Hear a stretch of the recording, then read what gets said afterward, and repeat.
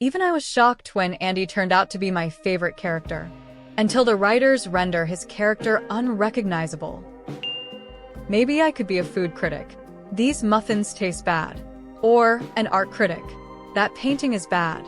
Loved this little blurb from him after he thinks he's not good enough at watching movies. Drew. It's Drew now. I love Andy so much. So many of my favorite jokes are from him, and I'll always defend the decision to make him manager. Screw Season 9. One of my favorite quotes is when he and Pam are trying to make a sale together. She tells him that he blew the sale, and he responds with, "I have news for you. I was never gonna make that sale." I seriously don't get the hate for Andy. Sure, he was annoying at times. But my God, everyone acts like he was this evil monster and the worst character in the history of fiction. Pamela Mating-Dong. To me, Andy was at his prime, most likable in seasons 4 to 5.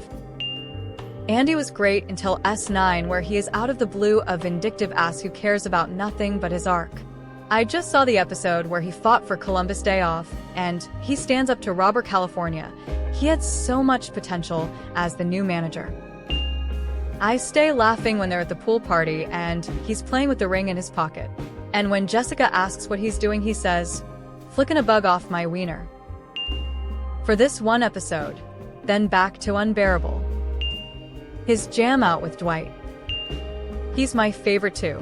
And it was a bit of a shock to me as well. I just found myself relating with the guy and rooting for him. Something about his vulnerability feels so real and sad sometimes. He wants so bad to be loved, yet he doesn't really know how to love himself. I wish I could give him a hug and send him to therapy. My least favorite Andy moments are, the entire last season. My favorite Andy moments are all of those where he's making music and loving every second.